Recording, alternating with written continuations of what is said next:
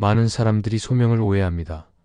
어떤 특별한 직업을 가지거나 눈에 띄는 사역을 해야 소명을 따라 사는 것이라고 생각합니다. 그러나 성경이 말하는 소명은 그렇게 제한된 개념이 아닙니다. 소명은 무엇을 하느냐보다 누구로 살아가느냐에 더 깊은 의미가 있습니다. 하나님께서 우리를 부르실 때는 특정한 일 하나만을 위해서가 아니라 우리의 존재 전체를 통해 하나님의 뜻을 드러내기 위함입니다. 그러므로 소명은 직업이나 성취가 아니라 하나님과의 관계 속에서 발견되는 것입니다. 이 말씀은 소명에 대한 올바른 이해를 주어 우리가 흔들림 없이 하나님 앞에서 살아가도록 돕기 위해 필요합니다. 오늘은 소명의 4가지 특징을 함께 나누고자 합니다. 첫째, 소명은 직업이 아니라 정체성입니다. 사람들은 흔히 소명을 특정한 직업이나 사역과 동일시합니다. 목회자가 되는 것, 선교사가 되는 것, 혹은 교회 안에서 중요한 역할을 맡는 것을 소명이라고 생각하기 쉽습니다. 그러나 성경이 말하는 소명은 단순히 무엇을 하느냐에 국한되지 않습니다. 소명은 우리의 정체성과 깊이 연결되어 있습니다. 하나님께서 우리를 부르신다는 것은 특정한 직업을 향한 부름이 아니라 하나님의 자녀로 살아가라는 정체성을 향한 부름입니다. 이 정체성이 분명해질 때 직업과 사역은 자연스럽게 소명을 따라가는 도구가 될 뿐입니다. 성경 속에서 가장 잘 드러나는 예가 바로 아브라함입니다. 하나님은 그를 부르실 때 먼저 그의 직업을 바꾸라고 말씀하지 않으셨습니다. 오히려 그의 존재 자체를 새롭게 하셨습니다. 본토 친척 아비 집을 떠나 내가 네게 보여줄 땅으로 가라 하시면서 아브라함에게 주신 약속은 그의 존재를 통해 큰 민족을 이루고 복의 근원이 되게 하시겠다는 것이었습니다. 결국 아브라함의 소명은 목축업이라는 직업이나 특정한 일을 통해 완성된 것이 아니라 하나님의 백성으로 살아가며 하나님과 동행하는 삶 속에서 드러났습니다. 그의 정체성이 바뀌자 그의 삶 전체가 소명의 길로 바뀐 것입니다. 우리의 삶도 이와 다르지 않습니다. 직업은 시대와 환경에 따라 바뀔 수 있습니다. 학생일 때는 학업에 집중하다가 성인이 되면 직장에서 일하고 때로는 가정에서 부모로서 살아가기도 합니다. 그러나 어떤 직업을 가지든 혹은 어떤 일을 하든 우리의 정체성은 변하지 않습니다. 우리는 하나님의 자녀로 부름받았고 그 정체성 안에서 살아가는 것이 곧 소명입니다.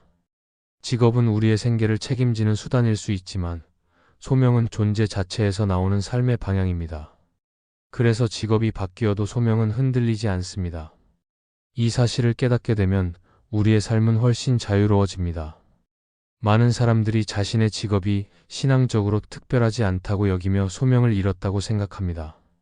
그러나 교회 안에서 사역을 하지 않아도 직장에서 정직하게 일하며 성실한 태도로 살아가는 것 자체가 소명을 따라 사는 삶입니다. 가정에서 자녀를 양육하고 사랑을 나누는 것도 소명 안에서 귀한 사역이 됩니다. 소명은 직업과 무관하게 모든 삶의 자리에서 나타나는 정체성이기 때문입니다. 정체성으로서의 소명은 또한 우리에게 흔들리지 않는 중심을 줍니다. 직업이나 성과는 언제든지 사라질 수 있지만 하나님의 자녀라는 신분은 영원히 변하지 않습니다. 그래서 우리는 어떤 상황 속에서도 소명을 잃지 않습니다. 직장을 잃었을 때도 실패를 경험했을 때도 하나님께서 주신 정체성 안에서 우리는 여전히 소명을 따라 살아갈 수 있습니다. 그것은 우리의 존재가 하나님께 속해 있기 때문입니다. 결국 소명은 직업의 문제가 아니라 정체성의 문제입니다. 내가 어떤 일을 하고 있느냐보다 내가 누구인가가 더 본질적인 것입니다. 우리는 하나님의 자녀로 부름받았고 그 정체성 속에서 삶을 살아갈 때 우리의 모든 직업과 역할은 소명을 이루는 통로가 됩니다. 그러므로 소명을 찾는 길은 새로운 직업을 찾는 것이 아니라 하나님 안에서 나의 정체성을 다시 확인하는 것입니다. 그때 우리는 어떤 일을 하든지 하나님 앞에서 소명을 따라 살아가는 참된 자유와 기쁨을 누릴 수 있습니다. 둘째, 소명은 사람의 기대가 아니라 하나님의 부르심에 반응하는 것입니다. 우리는 살아가면서 늘 주변의 기대 속에 놓입니다. 부모의 기대, 사회의 기준, 공동체의 요구가 때로는 우리의 선택을 지배합니다. 사람들의 기대를 따르다 보면 인정받을 수는 있지만 진정한 만족은 얻지 못합니다. 왜냐하면 사람의 기대는 언제나 변하고 그 기준은 끝이 없기 때문입니다. 그러나 소명은 사람을 만족시키는 데서 시작되지 않습니다. 소명은 오직 하나님의 부르심에 귀 기울이고 그분의 뜻에 반응할 때 비로소 온전히 발견됩니다. 하나님은 각 사람을 독특하게 부르시고 그 부르심 안에 삶의 참된 의미와 방향을 담아 두십니다. 성경에 나오는 사무엘의 이야기는 이를 잘 보여줍니다. 어린 사무엘은 아직 하나님의 음성을 알지 못했을 때 제사장 엘리의 부름으로 착각했습니다. 그러나 엘리의 가르침을 따라 하나님께 대답했을 때 그는 비로소 하나님의 말씀을 들을 수 있었습니다. 사무엘이 하나님의 부르심에 반응하는 순간부터 그는 선지자로 세워져 이스라엘의 중요한 역할을 감당했습니다. 이처럼 소명은 사람의 부름에만 머물러서는 발견되지 않습니다. 하나님의 음성에 귀 기울이고 그분의 부르심에 반응할 때 소명은 드러납니다. 우리의 현실에서도 마찬가지입니다. 많은 사람들은 부모가 원하거나 사회가 기대하는 직업을 선택합니다. 어떤 이는 안정된 길을 선택하고 어떤 이는 명예로운 길을 따릅니다. 그러나 시간이 지나면서 마음에 공허함을 느끼는 경우가 많습니다. 이유는 단순합니다. 그것은 하나님의 부르심이 아닌 사람의 기대를 좇았기 때문입니다. 하나님께서 주신 소명은 외적인 안정이나 명예보다 더 깊은 만족을 줍니다. 사람의 기대를 따를 때는 늘 부족하고 채워지지 않지만 하나님의 부르심에 응답할 때는 작아 보여도 영혼 깊은 곳에서 만족과 평안을 누리게 됩니다. 하나님의 부르심에 반응한다는 것은 단순히 특별한 일을 하겠다는 결심이 아닙니다. 그것은 내 삶을 하나님의 손에 맡기고 그분의 뜻을 따르겠다는 태도입니다. 때로는 사람들의 시선과 충돌할 수 있고 손해처럼 보이는 길을 걸을 수도 있습니다. 그러나 그 길이 하나님의 부르심이라면 우리는 담대히 반응해야 합니다. 왜냐하면 하나님의 부르심은 결코 헛되지 않으며 그 길에서 우리의 삶은 참된 의미를 찾기 때문입니다. 또한 하나님의 부르심에 반응하는 삶은 자유를 줍니다. 사람들의 기대를 따를 때는 늘 평가와 비교 속에서 지치지만 하나님의 부르심을 따를 때는 자유와 기쁨이 있습니다. 하나님은 각자에게 맞는 길을 준비해 두셨고 그 길은 다른 사람과 비교할 필요가 없습니다. 하나님께서 주신 자리에서 그분의 부르심에 반응할 때 우리는 이미 소명을 따라 살아가는 것입니다. 결국 소명은 사람의 기대가 아니라 하나님의 부르심에 반응하는 것입니다. 사람의 목소리가 크더라도 그 너머에서 들려오는 하나님의 음성을 분별하고 따라야 합니다. 그 부르심에 응답할 때 우리는 비로소 소명의 길에 서게 되고 그 길 위에서 흔들리지 않는 평안과 확신을 얻게 됩니다. 그러므로 우리는 사람들의 기대에 얽매이지 말고 오직 하나님의 부르심에 귀 기울이며 응답하는 삶을 살아야 합니다. 그것이 참된 소명을 따르는 길입니다. 셋째, 소명은 내가 무엇을 이루느냐보다 하나님이 나를 통해 무엇을 하시느냐에 달려 있습니다. 사람들은 흔히 소명을 자신의 성취와 연결하려 합니다. 무언가 대단한 일을 이루고 많은 열매를 맺어야 소명을 감당했다고 생각합니다. 그러나 성경은 소명이 인간의 성취와 동일하지 않다고 가르칩니다. 소명의 본질은 내가 무엇을 이루었는지가 아니라 하나님께서 나를 통해 어떤 일을 하셨는지에 있습니다. 하나님은 우리의 능력을 통해서가 아니라 우리의 순종을 통해 일하시며 그 과정 속에서 하나님의 뜻과 영광이 드러납니다. 출애굽기의 모세는 이 진리를 잘 보여줍니다.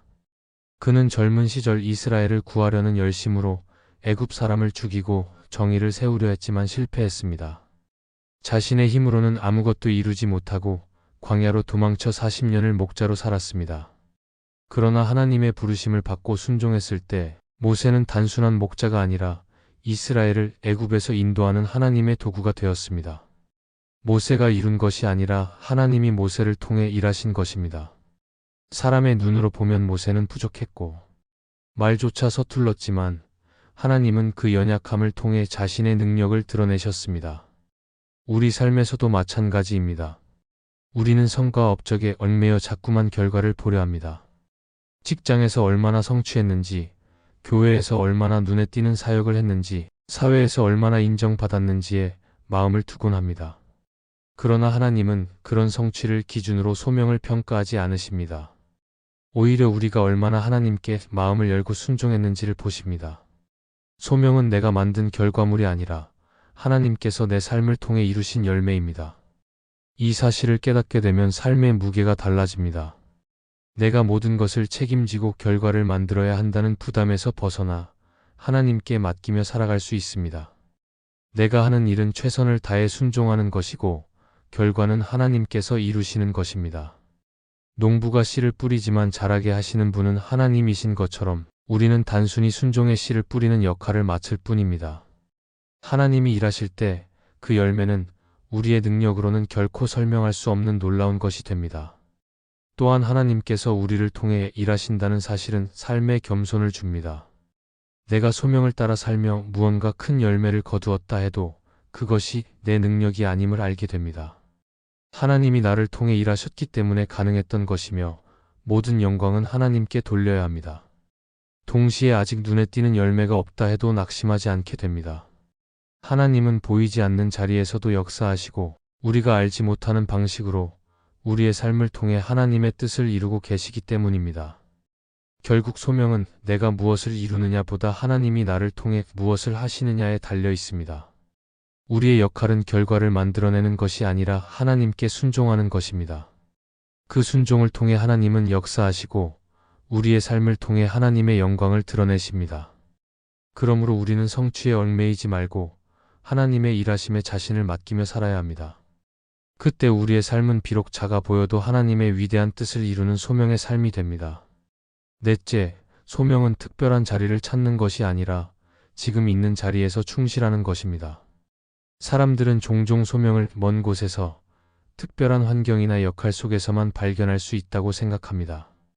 그래서 더 특별한 자리를 찾아 나서고 더 대단한 일을 해야 하나님께 쓰임 받을 수 있다고 여깁니다. 그러나 성경이 말하는 소명은 멀리 있는 것이 아니라 지금 내가 서 있는 자리에서부터 시작됩니다. 하나님은 특별한 상황을 기다리시는 분이 아니라 평범한 자리를 소중히 여기며 그곳에서 충실한 사람을 기뻐하십니다. 지금 내가 속한 가정, 일터, 교회, 공동체가 바로 소명이 드러나는 자리입니다. 구약에 나오는 룻의 이야기를 보면 그녀는 특별한 자리에 있던 인물이 아니었습니다. 그는 남편을 잃고 시어머니 나오미를 따라 낯선 땅 베들레헴으로 들어간 이방 여인이었습니다. 그러나 룻은 주어진 자리에서 최선을 다했습니다. 들판에서 이삭을 줍는 작은 일을 충실히 감당하며 하나님 앞에서 정직하고 성실하게 살았습니다. 그 결과 하나님은 그 작은 충성의 삶을 귀히 보시고 다윗의 조상이 되는 은혜를 주셨습니다. 이는 소명이 결코 특별한 자리에만 있는 것이 아니라 지금 내 삶의 자리에서 드러날 수 있음을 보여줍니다. 우리의 삶도 마찬가지입니다. 누군가는 교회 안에서 중요한 직분을 맡아야만 소명을 따른다고 생각하고 또 누군가는 선교지에 가야만 소명대로 사는 것이라고 여깁니다. 그러나 하나님은 지금 우리가 있는 자리를 소명의 현장으로 삼으십니다. 가정에서 부모로서 자녀를 사랑하고 책임 있게 돌보는 것, 직장에서 성실하게 맡겨진 일을 감당하는 것, 교회에서 눈에 띄지 않게 봉사하는 것 모두가 소명의 삶입니다. 소명은 특별한 일을 하는 데 있지 않고 하나님이 내게 주신 자리를 소중히 여기며 충실히 살아가는 데 있습니다. 팀 켈러는 그의 책 기도에서 이렇게 말했습니다. 하나님의 부르심은 특별한 순간에만 주어지는 것이 아니라 일상의 작은 자리를 통해 더 분명히 드러난다. 이 말은 소명이 결코 멀리 있지 않고 일상 속에서 드러나는 하나님의 은혜라는 사실을 잘 설명해 줍니다. 매일 반복되는 평범한 자리가 사실은 하나님께 드려지는 거룩한 소명의 자리입니다. 소명을 지금의 자리에서 충실히 감당하는 사람은 환경이 바뀌어도 흔들리지 않습니다.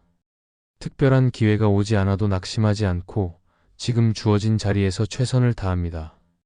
왜냐하면 소명은 특정한 조건에 달려있지 않고 하나님께서 함께 하신다는 사실에 달려있기 때문입니다. 그 믿음으로 사는 사람은 작은 일 속에서도 하나님 나라의 열매를 맺고 결국 하나님이 크게 사용하시는 사람이 됩니다. 결국 소명은 특별한 자리를 찾는 것이 아니라 지금 있는 자리에서 충실하는 것입니다. 하나님은 우리를 멀리 다른 곳으로 보내시기 전에 먼저 현재의 삶 속에서 충실함을 보기를 원하십니다. 우리가 있는 자리에서 성실히, 기쁘게, 믿음으로 살아갈 때 하나님은 그 삶을 통해 놀라운 일을 이루십니다. 그러므로 우리는 더 특별한 자리를 찾기보다 오늘의 자리를 소중히 여기며 충실히 살아가야 합니다. 그것이 하나님이 기뻐하시는 소명의 삶입니다. 소명은 거창한 일을 찾아 나서는 것이 아니라 하나님 앞에서 내가 누구인지 분명히 알고 그분의 부르심에 반응하며 지금의 자리에서 충실히 살아가는 삶입니다. 하나님은 우리의 직업보다 정체성을 보시고 사람들의 기대보다 당신의 뜻에 귀 기울이는 삶을 기뻐하시며 우리가 무엇을 이루었는지보다 당신이 우리를 통해 이루실 일을 바라보십니다. 또한 특별한 자리가 아니라 평범한 자리에서 충실히 사는 사람을 귀하게 사용하십니다. 그러므로 우리는 소명을 어렵게 생각하지 말고 매일의 삶 속에서 하나님께 순종하며 살아가야 합니다. 그럴 때 우리의 삶은 이미 소명을 따라 걷는 길이 되고 하나님은 우리의 작은 발걸음을 통해 큰 뜻을 이루실 것입니다. 이 말씀이 마음에 은혜가 되셨다면 좋아요와 구독으로 함께 해주세요. 그리고 댓글에 아멘이라고 남겨주시면 하나님의 은혜가 더 많은 사람들에게 전해질 것입니다. 여러분의 삶 위에 하나님의 은혜가 언제나 함께 하시기를 바랍니다. 감사합니다.